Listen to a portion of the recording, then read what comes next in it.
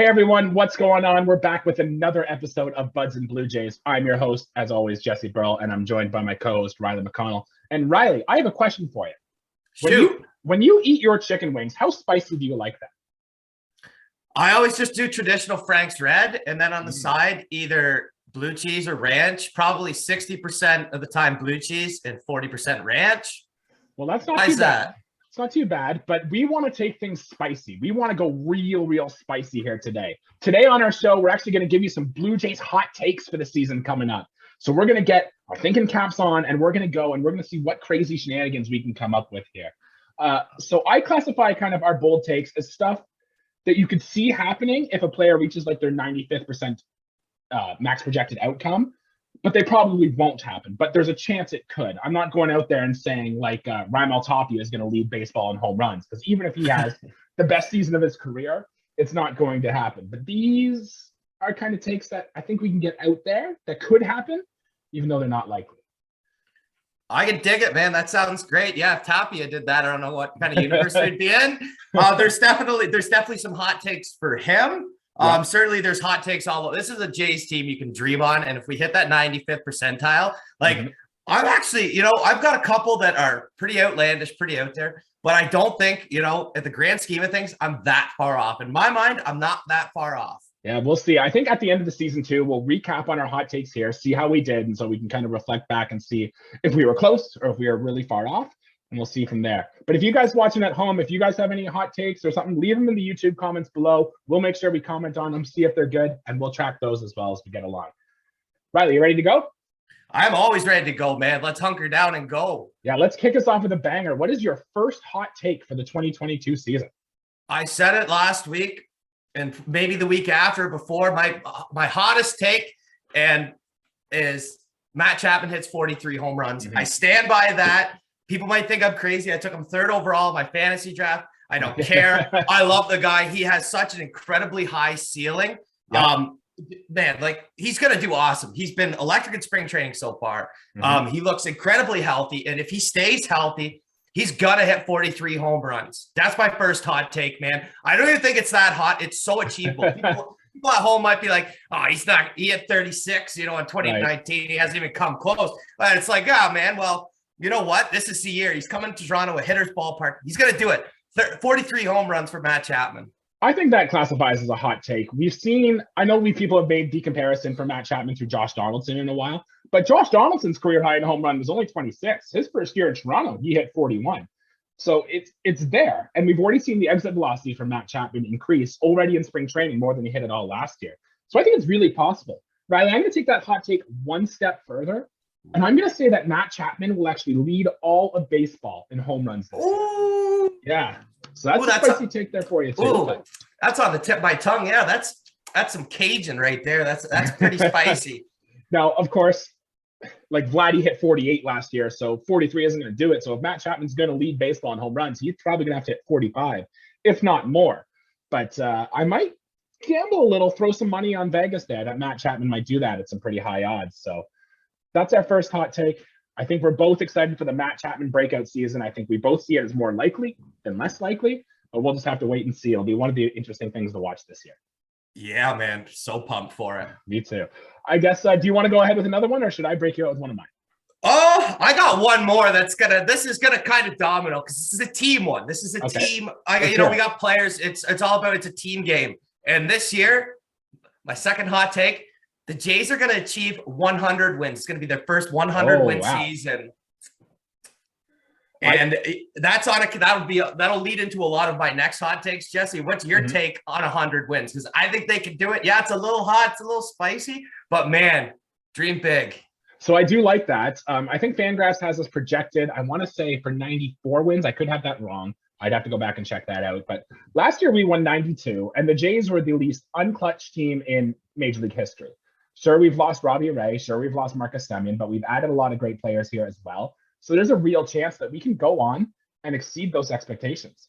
And all we need is like a better bullpen, right? And basically play at the same levels of last year. And that's without expecting Vlad to get better, Bo to get better, a full season from George Springer, Matt Chapman to hit these 43 home runs that we're talking about. Like, there is a real shot here that the Blue Jays could go up to win 100 wins. And it's never happened in franchise history. So I think if it can happen, that would be awesome. And it'd sure be hell of a fun season to watch.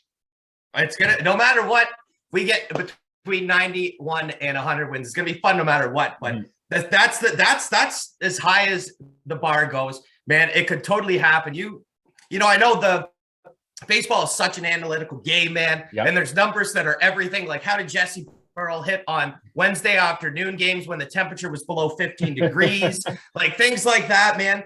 But like, if the stars align, dude, we can get 100 wins, which I won't go right into my next one. It could domino. I'll let you take another hot take. I think 100 wins is pretty spicy. Shoot me a flavor, Jesse. Yeah, I mean, the Jays have a really good pitching staff. The Jays have a good bullpen. The Jays have a good offense. So on paper, it's all coming together. This could happen. I kind of like that one. My hot take here isn't going to surprise. Well, it might surprise some people, but you know I'm a big Yusei Kikuchi guy. I love what they're doing to the kid. I really see the talent in this guy. So I'm going to throw out my take here is that Yusei Kikuchi will lead the Toronto Blue Jays in strikeouts this season.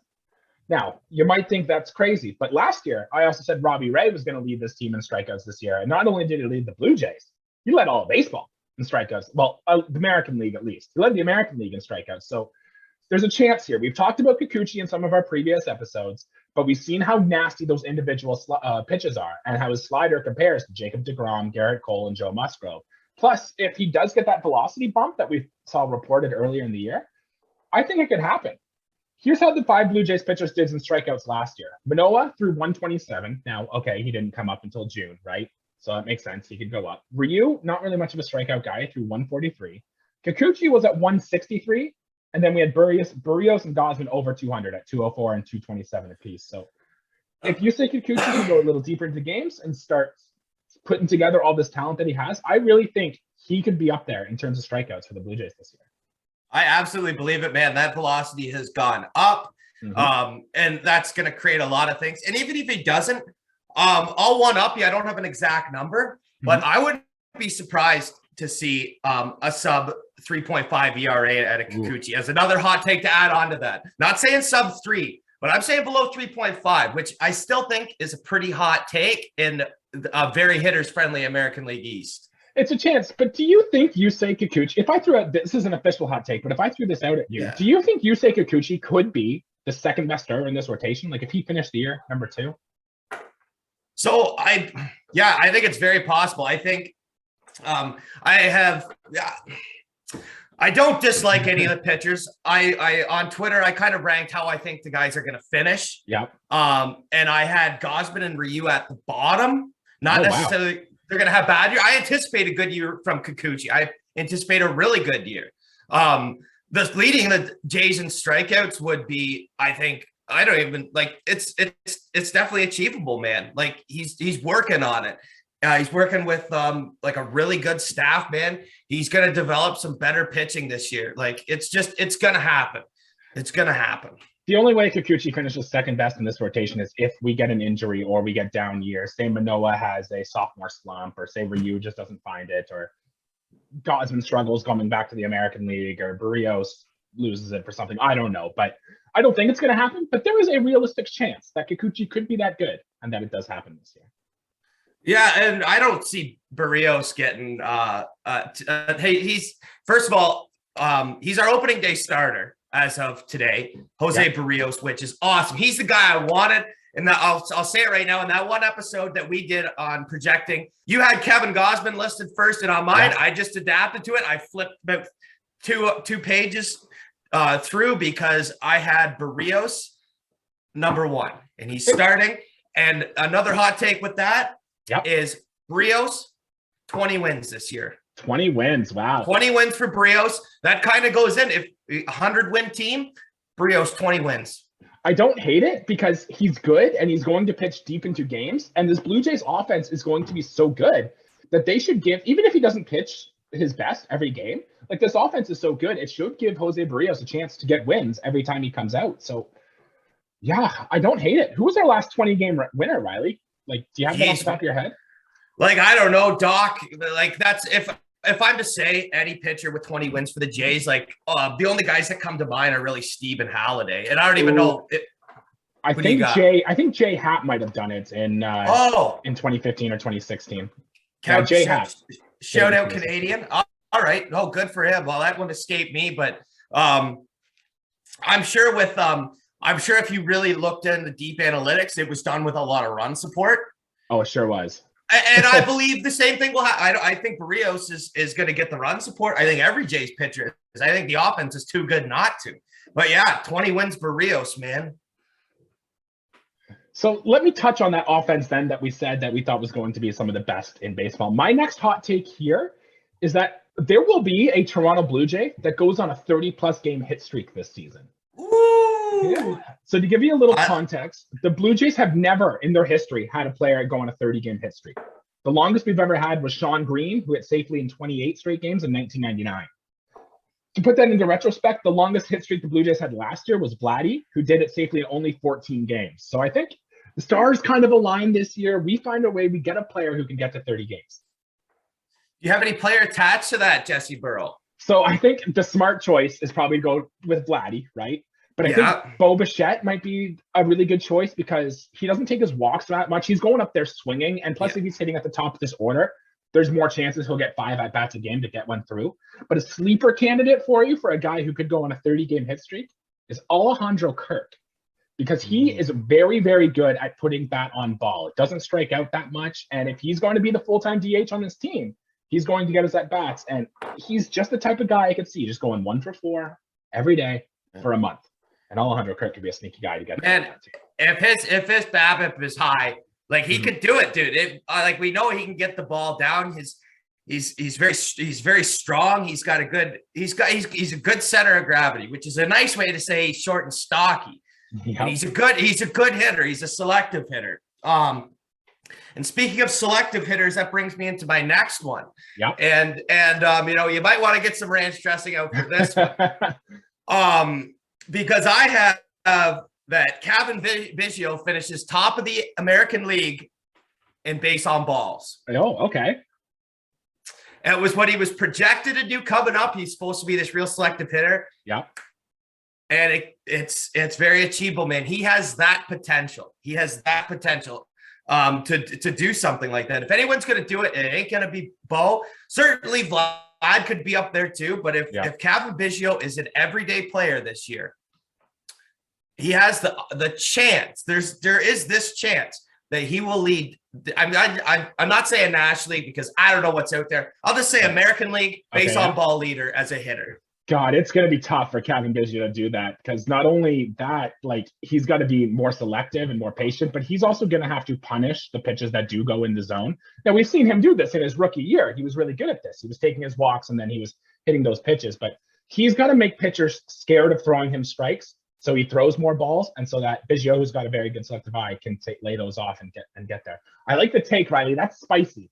I think I do need some ranch dressing with that. Yeah, I told you, man. It's you know what? I know it might not be a popular one because people don't seem to be the biggest Kevin guys out there, which is fine. This is his turnaround year, man. I'm sticking to it when I say this is his make or break year. And if he pulls something like that out of his hat, Godspeed. That'd be great.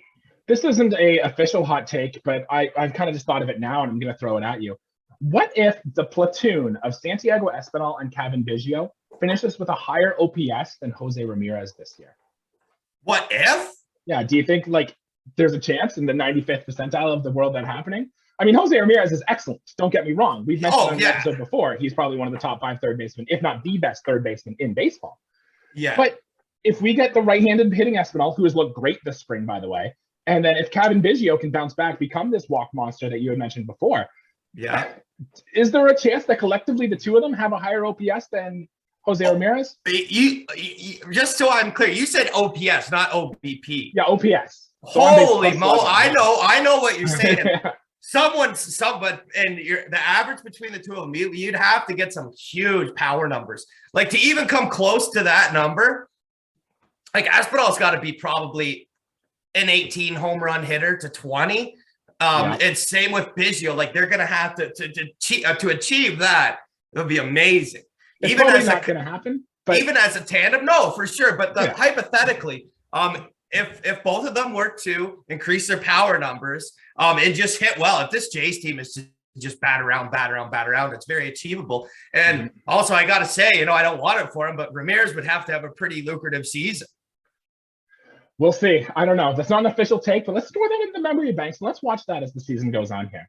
Oh, I'll be watching it, man. I'll back the truck on a lot of these tapes, and when we come back here, I'll be looking at this in June and seeing how it progresses, right? Oh, I bet you these are going to look probably even a month into the season. Some of these takes are going to look terrible, but hey, they're fun. Some of them, just like, you say Kikuchi and I say Chapman, and we look like geniuses. So I think one video of us screwing up some statistics a couple times isn't the worst thing in the world, man. We already look like fortune tellers for 2 weeks in a row. There you go. All right. So do you want to go next with another one, or should I throw you one of mine? You throw me mine, and I'll try and tie mine in with it, and it'll just domino from there. All right, this is my favorite one. This prediction, I think it probably isn't going to come true, but I'd love to see it if it happens, and I want us to be on record that when it does happen. Oh, okay. Wish upon a star, Jesse. I think that Vlad Jr. will set the record for StatCast's hardest hit baseball ever this season. Now, to put some context onto this for you. Yeah. StatCast has only been around since 2015, so we only have the data from then to now. Vladdy's hardest hit ball was 118.9 miles per hour, which he hit in 2019. And we've always seen these great, even throughout his minors, Vladdy has always put up these elite exit velocity numbers. We've seen him just hit rockets. Now, the record currently is Giancarlo Stanton, who just last year hit 122.2 miles per hour, which actually hit into a double play. He hit it right at Whit Merrifield. And that's a rocket you got to field there. But Vladdy's only going to hit a ball, 3.5 miles per hour harder? And he already looks like he's in better shape. Vladdy's still really young. This is the year. At some point this summer, Vladdy is going to hit a ball that goes faster than 122.2 miles per hour. I can't wait to see it. I'll buy that take and raise you, because I think that what is humanly possible to hit a baseball? I mean, look at the stature of Giancarlo Stanton. It's not impossible. So pound for pound, Vladimir Guerrero Jr. could go down as, pound for pound, the hardest hitter in Major League history already. I mean, I know he shaved some weight, but Stanton, because of his height, he has that extra weight anyways. I think he's probably around between 260, 270. Couldn't tell you. He's a big guy, though. Big, strong. He's huge. He's a monster, man. I mean, Vlad's a monster, but it's the stature, he's more so average among first basemen in the major leagues. I'll buy that. I'll buy that one hard, because I would love to see it too. And I certainly hope it wouldn't go for a ground ball. Oh yeah. We want a rocket. Put one into the fifth deck at Rogers Center, 122 miles per hour.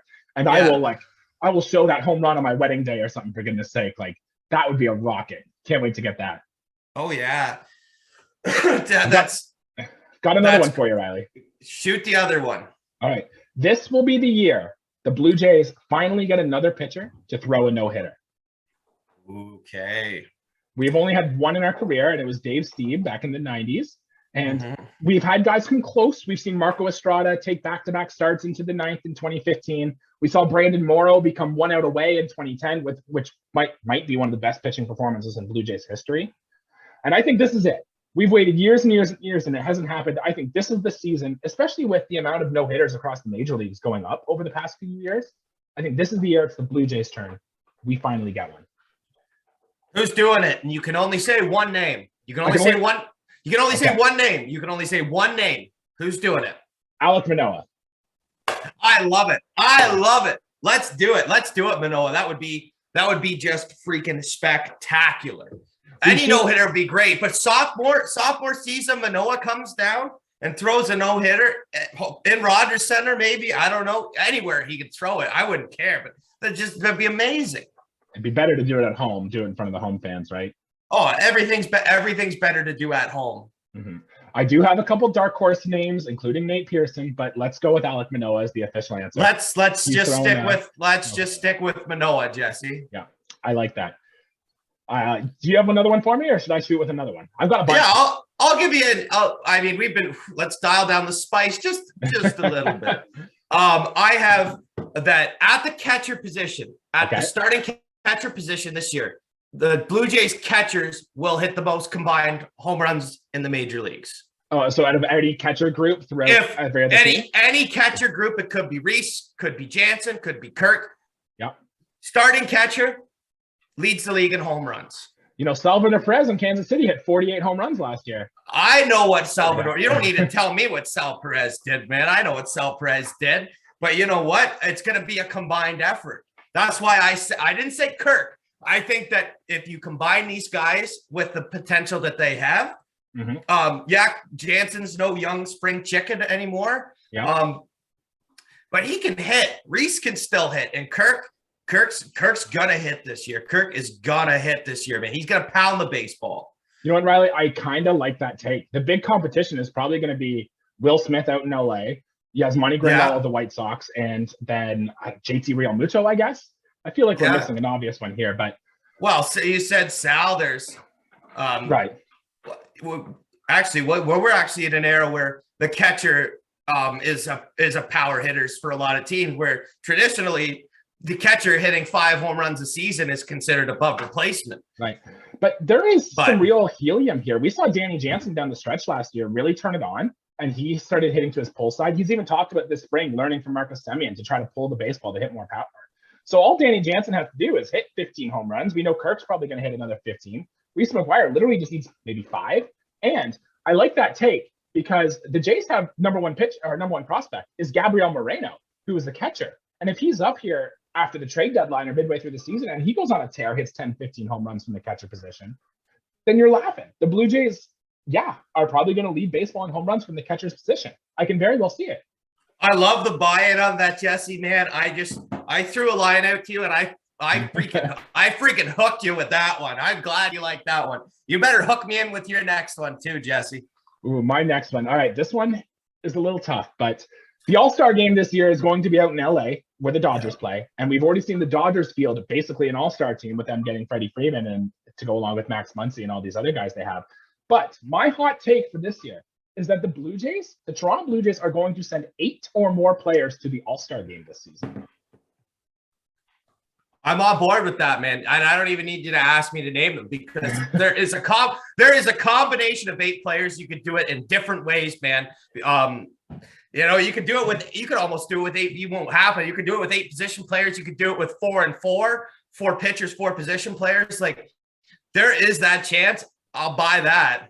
Last year, the Blue Jays only had 4. It was Vlad, Bo, Marcus Semien, and Teoscar Hernandez. So let's assume that Vlad, Bo, and Teoscar get there again, which barring an injury or something crazy happen, they're going to put up all-star level performance, right?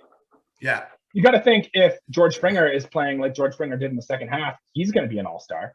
And we haven't even talked about if Matt Chapman's going to hit 43 home runs, then a bunch of them are going to come in the first half. He'll probably be an all-star. I'll tell you right now, Jesse Burrow, that it's another unofficial hot take. Matt Chapman's going to be an all-star this year.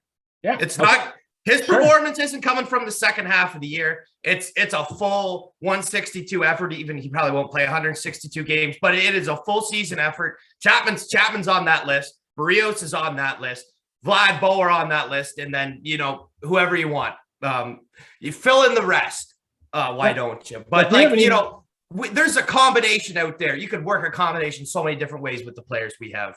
And we haven't even talked about the pitching staff. Like Kevin Gausman was an all-star last year. If he comes over here and he shoves, he could do it. Alek Manoah, who was great in his rookie season coming up, all he has to do is basically repeat what he did there. He could be an all-star. Jose Barrios, who we've got for 7 years, who is probably our ace, could be an all-star. And if this team's going to win a bunch of games, you got to imagine Jordan Romano's there closing them out, getting a bunch of saves. He could be there. And let's not forget, we just talked about the catchers. If Danny Jansen or Alejandro Kirk are helped leading catchers in home runs, there aren't that many elite catchers in the American League. So just by a process there, one of our catchers could be an all-star.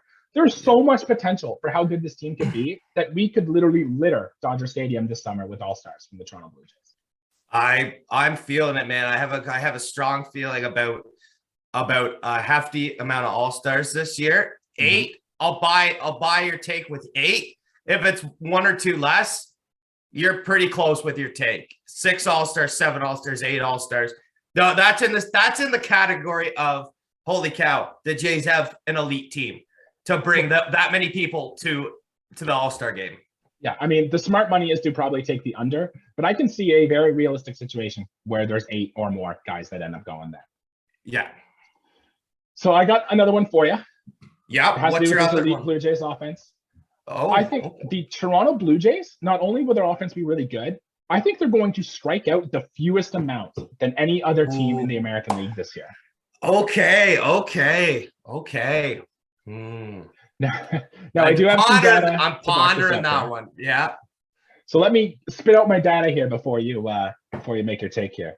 Okay. Last year, the Toronto Blue Jays finished with a 20.1 K percentage in 2021, which was top 5 in the American League. I think only maybe Houston and maybe the Yankees. I don't know, maybe not the Yankees, but I know Houston was above Toronto. And the Jays have really built their team around these guys who have really good bat to ball skills. Bo Bichette is really good at putting bat on ball. Alejandro Kirk, as we mentioned, is really good at putting bat on ball. Same with Vlad. George Springer even. Yeah, he has some swing and miss, but he's really good. But the main reason I think this is because the Blue Jays have led baseball last year in first pitch swing rate and swinging at strikes when they appear in the strike zone. So if the pitchers are going to throw a strike to them, the Blue Jays are probably going to swing. And if they're swing, it's either going to be a hit or it's going to be out. And it's much less likely that they're going to be a strikeout. Plus guys like Raimel Tapia at the end of the bench should help. And Josh Palacios or, any of these guys end up being a bench guy. The only thing that worries me is if Matt Chapman does have a 35% strikeout rate, which you and I both don't think is going to happen. And if it does, that could bring that down. But yeah, best in the AL at fewest strikeout percentage for our batters. I'm with you. That's a hopeful one, man. Mm-hmm. I'm less hot about that. It's a hot take. Don't get me wrong. I'm less hot about the specifics of it because I wouldn't care if we had a higher strikeout rate because of the amount of home runs I know we're going to hit. Do you want to know how many home runs we're going to hit this year, Jesse? Ooh, as a team? Ooh. Well, I won't give you a number, but we're definitely going to have the most home runs in the Major League Baseball this year. Yeah, I don't hate that. Jays have done that in the past, and they could do it again. Well, we're doing it this year, man, and that's going to be led by 3 Jays players hitting 40 home runs. Ooh, Jays haven't done that since I think it was the 2015 year when Donaldson, Edwin, and Bautista all did it. Yeah, and well, it's bound to happen again. And if I'll just tell you the players who are going to do it. Probably no surprise. My guy Matt Chapman. Vladdy's going to do it. Teoscar Hernandez is going to do it. Teo's going to have a 40 home run year. Okay, I don't hate that. I can see George Springer doing it too because he only played 78 games last year and hit 22. So all you got to do is double that. He hits 44, and George Springer's there as well. So I kind of like that one. That could happen. Oh yeah. Oh, certainly, man. It's an inevitable thing that we're going to hit home runs this year. It's not a matter of is it going to. It's just when it's going to happen. And we're making the Blue Jays sound like they're the best team ever, right? We're giving all these positive takes, the max extreme upside that this can happen. Of course, they're not all going to happen here, right? Of course not. Yeah, it's no fun to talk about the bad ones. Like we don't want to say a player is going to get injured and lose half the season, right? And then that goes down from there. Riley, I have 2 more. I have one more. It's more of a it's a far-fetched one. You go, I'll go, and then you finish up your last one. Yeah, mine's it's very basic, and it's going to be the Blue Jays are going to add another high-impact piece at the trade deadline. I don't think that's very bold. You knew this team was going to be good. We're probably going to be buyers at the deadline.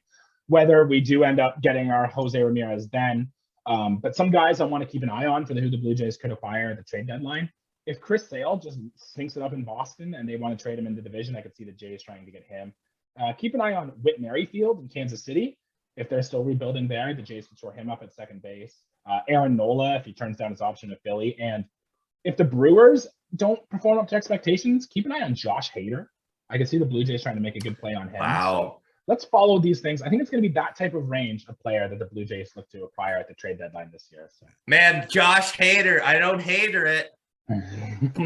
For sure. Oh man, he's the best lefty arm in a bullpen in today's game. That would be just exceptional. Oh my God. My last one is a pretty fun one because I have the Jays turning 2 around the horn triple plays this year. Wow. With a runner on first, runner on second. We saw the ground ball rate. I'm going to say it's probably going to come from Kikuchi. Okay. or Ryu. Yeah. Ground ball, Chapman step on the base, throw to second baseman, whether that be Espinal, Cavan, or if Bo's covering the bag or whatever. Yeah. On to Vladdy on first. Count them 2 triple plays this year, starting from your man Chapman to the middle infield, finishes off Vladdy first base. I think I like your call with Hyun-Jin Ryu being a pitcher on the mound that does that, because we've seen he can give up, say, maybe 2 cheap singles. And we saw the spray chart when we talked about the Matt Chapman trade acquisition, that he induces more ground balls to third base than any other batter. So just in terms of statistics, Ryu's got to be the most likely one for this to happen. And we've said Ryu and Kikuchi, man. Yeah, I'm more leaning towards Ryu for sure. The exit velocity of the ball. This is so when I dreamt this up, because I think it's gonna happen. Mm-hmm. It's gonna happen. I have it happening twice. I envision a slow right-handed power bat coming to the plate with guys who are a little bit sluggish. Like you don't turn triple plays with quick guys on the base pass. I just want to make that very clear. These aren't burners on base when this happens. But how often you see a triple play in baseball? Not that often. So I say 2 this year with the incredible infield that we got. Right, like Mike Zunino of the Rays or something comes down and tries to get a hit, or one of the Baltimore guys come in there. So I can see it happening. Yeah. I don't hate that. The Jays hit into what? 2 triple plays last year, maybe 3? We hit into a few. I know that. So it's very possible that we've seen it. And hopefully the Jays are on the better end of doing that this year. Yeah. I'm banking on it. I'm buying my own take. Riley, I've got the hottest of hot takes here, which could realistically happen, but I think it would be one that you and I would both want to see, plus everyone watching here, is that the Blue Jays are just going to be World Series champions. This is it. This team has the talent. All the pieces are here. We've got good hitters in the prime of their careers. We've got the free agent acquisitions to go. We'd probably make a trade at the deadline. Like, our depth 1 through 5 is good. We've seen the bullpen arms. They have different looks from different sides. And yes, once you get into the playoffs, it's random. Anything can happen. But this might be the most excited we've been for a Blue Jays team since maybe the 2015-2016 offense or offseason. And this team looks like it's probably going to be even better than that. And they went to the ALCS that year. So, I think there's a realistic chance, probably better than the Jays have had since the early 90s, that this team might actually go and win a World Series this year. We have I'll say it now. We have a team I believe is better than 2015. Yeah. I really think our young guys, yes, our acquisitions were great. But when Springer came here, that was huge. We have George Springer. He's not your typical leadoff guy. He's a masher. He's great. You put Bo there, you put Vlad there, Lourdes, Teoscar. Like, our core guys are huge. They're going to have a monster year this year. You look at getting Kikuchi, you look at getting Gosman. They are going to be above 2.5 WAR pitchers. Like, they're going to be way above average. Like, our pitching is probably the best that a lot of people have ever seen it, I believe. Because in 2015, I don't believe, yes, Sanchez had a 3 ERA, but he almost got lucky that year. Dickey was coming out of his prime. He was just, people didn't see the knuckleball. We're now dealing with just hard throwing pitchers.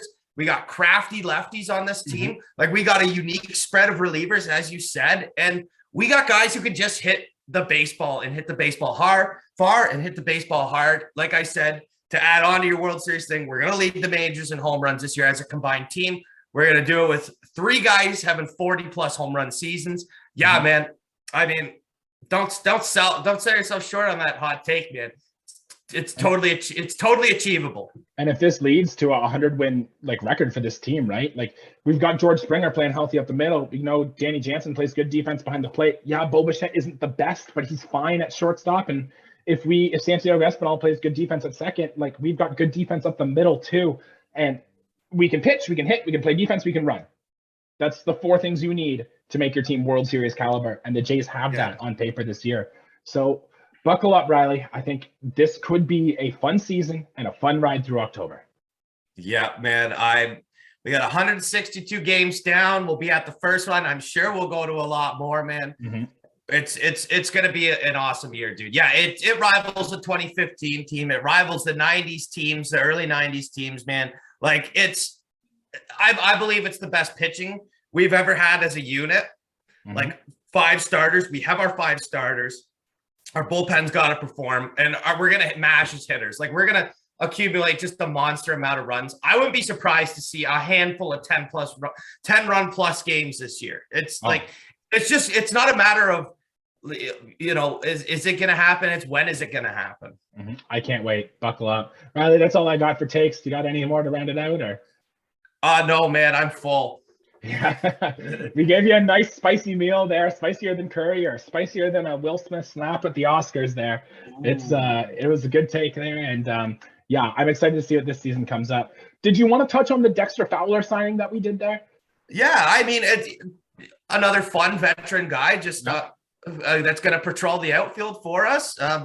Gives us options. I mean, I definitely don't hate it. He's not going to be a guy we center anything around, but an above average defender. I don't know how his foot speed is now. Is he still is still there for his feet? Well, he's 36 years old and he's coming off an ACL surgery. So even then you might think it'd not be there, but he was a speed power guy coming out through his career there. So yeah, it's possible. To me, this is just outfield depth, right? Like, I don't know if he has to be on the 40-man roster or not, but if you can get away sending him down to Buffalo and there ever is an injury, especially the thing with Fowler is he could play center fielder. And then when we traded Randall Grichuk away, yes, Tapia could cover, but he's not amazing at defense, where if Dexter Fowler is good and he's hitting, he could play as a serviceable center field for this team. So I think that's all it was. He's a left-handed hitter, which we said the Blue Jays need. I don't have a lot to add about Dexter Fowler. He's not going 30-30 or anything. I don't think he's going to get a ton of at-bats. I don't know. He's comparable to Josh Palacios in my thoughts there, except he's a better center. So yeah, and you know what? At the end of the day, I do like it to give it to the young guys. That being said, when a veteran is at playing at an all-star level, I'd never let a young guy take his spot. But I think Fowler's past his prime, and he's just going to be a replacement level guy for us, hopefully to sub in for an inning here, an inning there, and in the outfield, and maybe gets if his legs are there, then let him pinch run a couple times. Don't think that's going to see a lot of that this year, but if there is ever a case, if there ever is a scenario where we can use Dexter Fowler in a game, I'm sure Montoya will incorporate him. Yeah, and that's really all I have to add on him. He'll get some at bats. We'll talk about him throughout the course of the season, I'm sure. Riley, we had some news around Major League Baseball. You wanted to give your Bud shout out to a couple players? Yeah, this Bud's for you guys. This Bud's for you guys who brought back my childhood a little bit. The Kansas City Royals brought back Zach Greinke. Love to see it, man. Pitched was I think from early 2000 to 2011. Zach Greinke was my favorite Royal. Loving a good young pitcher like that. And then baseball's current home run leader, Albert Pujols, goes back to where it all began for the St. Louis Cardinals. I love that, man. He's with Wainwright and he's with Yachty. He's with his boys. I love to see it for Pujols, man. A good buddy of mine, I haven't messaged him. I will after the show. Grew up loving the Cardinals on what was undoubtedly one of the best National League teams of the early 2000s. I mean, you can't beat it, man. I'm rooting for Pujols to hit 700 home runs. Don't know what the number is. It's between 20 and 30, I believe, somewhere around there. It'd be a good season if he gets there. Holy cow. Let's see it, man. I mean, when was the last time we saw 700? A-Rod didn't. A-Rod finished with 696. I'd love to see Pujols at least beat A-Rod's mark. I'm with you there. Screw that guy. Yeah. We don't like A-Rod around here. No, I think the episode where I was bashing the Yankees, I think that the viewers really got down to you know what? Let's root for the Jays. We don't pick on the Baltimore Orioles, though. That's one thing we won't do here. That's like going into a hospital and making fun of a sick person. Don't pick on the weak. You pick on the strong. You take a chunk out of the Sox or the Yankees. I don't know. We'll see. The nice thing about the Cardinals signing Albert Pujols again is that if this is indeed Yadier Molina's last season and this is Albert Pujols' last season, they'll be on the Hall of Fame ballot together. And they're both probably first ballot Hall of Famers. They're going in together.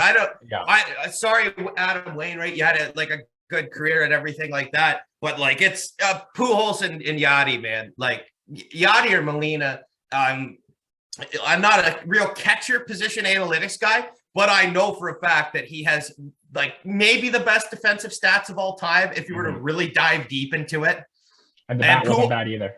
And the bat wasn't bad. And then just look at Pujols, man. He's I've seen more. I've been alive for more Albert Pujols home runs than anyone else. I think that's just a hard fact right there. Going back to my date of birth, and Pujols didn't even start playing until 2001. I've been alive for more Pujols home runs than anyone else. And hopefully we're not done seeing some Albert Pujols home runs here.